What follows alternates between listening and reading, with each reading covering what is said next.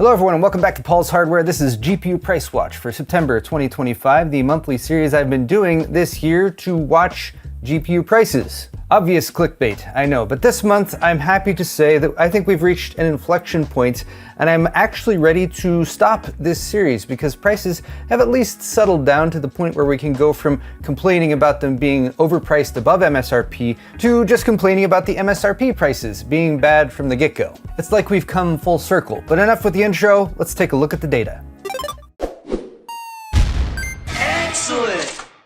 Today's video is brought to you by the Paul's Hardware store on paulshardware.net, the only official source for Paul's Hardware merchandise. Tantalizing t-shirts, brilliant beer sets, high-quality hoodies, and more, all featuring the classic thumbscrew for tasteful and refined viewers, or the 8-bit thumbscrew for tasteful and refined viewers who hate curves.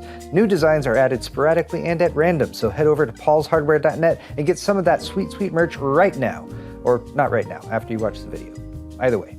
The data for GPU Price Watch is gathered thusly. I'm using PCPartPicker to look at current pricing from popular retailers in the US. After verifying that the prices listed are directly from the retailers, or at least from a reputable third-party marketplace seller, I'm gathering the cheapest 10 prices, and then I'm adding them to this spreadsheet. These are the September prices right here, the average column as well as the lowest price. And you can see a bit of a history going back all the way to March. I'm mostly focusing on lowest prices, but I've left some of those average prices in as well. And if you want to compare to last month, here is August, where we saw NVIDIA prices finally hit equilibrium, with pretty much all of them being available for MSRP or lower. And this month, we've had a little bit of give and take. We now have a few more cards coming in at just under MSRP. The RTX 5090, which is a desirable card for those with deep pockets who want the fastest gaming GPU available, who are also willing to deal with the uncertainty of the 12v2x6 connector and the potential for it to melt. But that actually jumped back up by $250, although you can still find it for MSRP here and there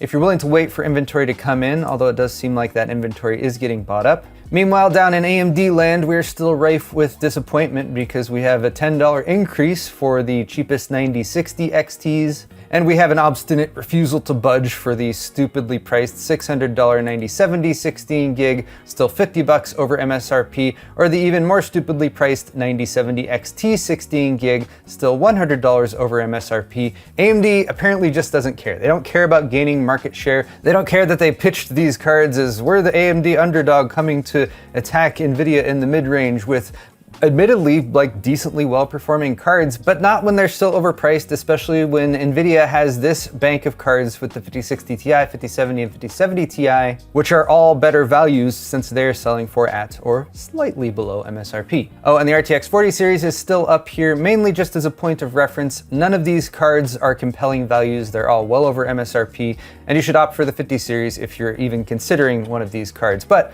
what should you opt for depending on how much money you have to spend? Let's start out with the budget tier, which is now $200 to $300, which I know isn't as budget as it used to be, but honestly, if you're planning to spend less than that, you should be keeping a close eye on the used market to see if you can find a good deal there on a card that's maybe a generation or two old. Or consider something like AMD's AM5 APUs, which have decent integrated graphics and can get you by until you can save up enough money to purchase something new. The NVIDIA offerings in the $200 to $300 range are 8GB cards with the RTX 5050 and 5060, which, although they are at least selling for MSRP or a little bit below when it comes to the 5060 8GB, now with 9 of 10 of the cheapest models of the 5060 8GB coming in at the MSRP of $300, by the way. But these cards are still pretty underpowered. They're pretty cut down by NVIDIA intentionally so they can slot in at these lower prices. And they both have 8GB frame buffers, which is also the case for the RX 9060 XT, which is currently selling for $280. And while that is the only AMD RX 9000 series card that is selling for below its MSRP, that price came up $10 since last month. So that one is also hard to recommend.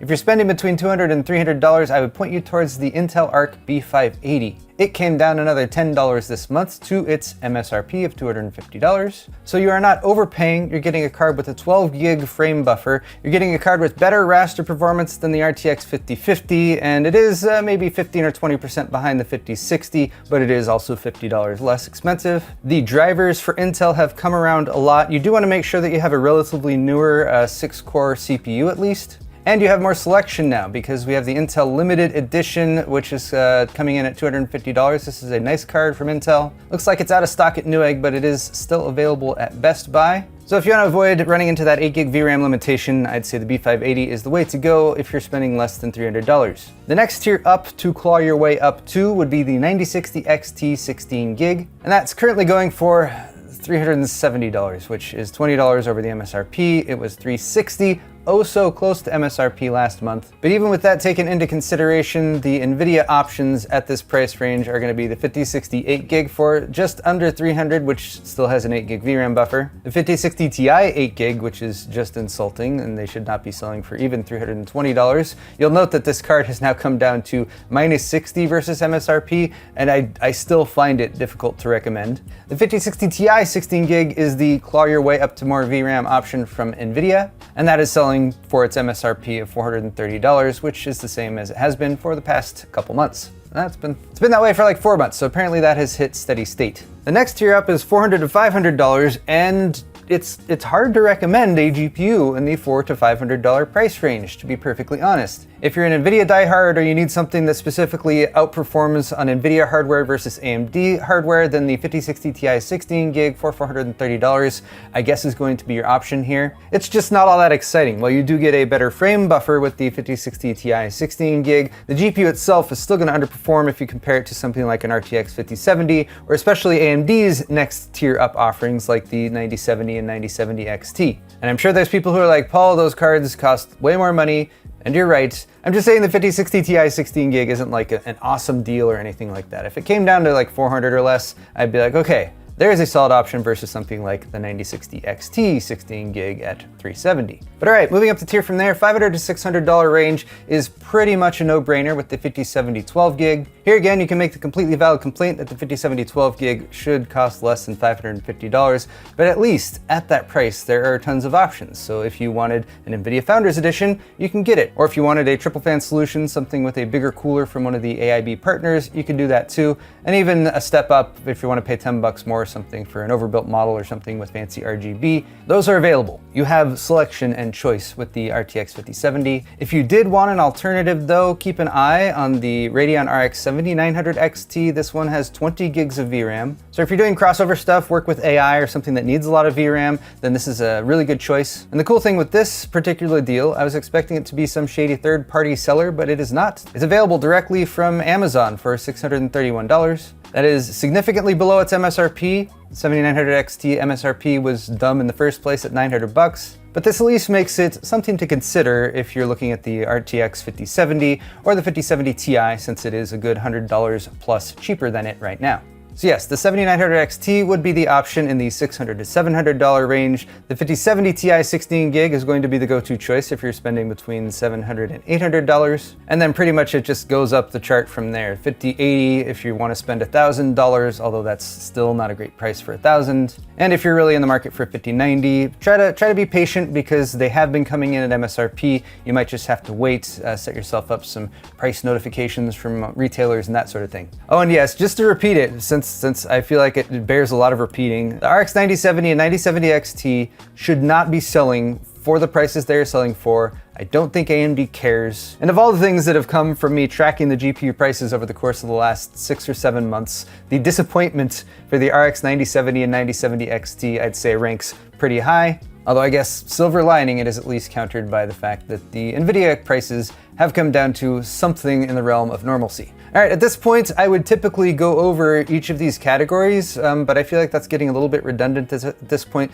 Again, the RTX 40 series are all like leftover stock that's overpriced and you should not purchase them. Note that these are still all selling for over their MSRP. Even something like the 4060 Ti 8GB, which is less than MSRP, for $390, you should not be getting that. You should be getting the 5060 Ti 8GB, or even better, the 9060 XT 16GB. I think you guys get my point. So let's move on to the next part of this, which is a graph. Yes, I've taken all of my data from my spreadsheet and I made a graph. Making graphs from spreadsheets is not always the most straightforward experience, but I did manage to get this laid out in something of a reasonable form, just so you can see for the NVIDIA cards sort of how things have tracked over time from March to April, May, June, July. As you can see, cards coming onto the market like the 5060 Ti 16 gig in April, 5060 8 gig in May, and the 5050 8 gig in July, and all of those started a little bit high, perhaps with the exception of the RTX 5060 8 gig, but we have a nice gentle downward slope for all of these prices. And again, it's not ideal and it's not the best, but it is at least better than what it could have been. And if you want a deeper dive into the psychology of this, check out my video on anchoring, because that seems to be NVIDIA's specialty with graphics cards over the past 10 years. Is anchoring their prices ever higher and higher, and very, very carefully adjusting the amount of supply that's on the market to make sure there's never too much so that sales have to kick in. And if there's not quite enough, well, that's okay. Just let that sort itself out over the course of a few months and deal with some high prices to get people like me to say, well, the prices are back to MSRP, but they're not as much as they used to have been. But that is going to wrap it up for this September installment of GPU Price Watch, and I am very much on the fence about whether or not I should continue doing this in this same format for next month, or whether I should just change it over to being more of a deals-focused video where I dispense with the history of the pricing and just say, hey, here's the best prices I found this month. If you guys have any feedback on that, leave that in the comments section down below. I'm going to post some links to some of the GPUs that I find to be the best deals down in the description too, and you can also find a link to my store down there at paulshardware.net, where you can help support my channel by buying yourself some high quality merchandise like t-shirts, hoodies, beer sets, and more. Thank you guys once again for watching this video. Hit the thumbs up button on your way out if you enjoyed it, and we'll see you all in the next video.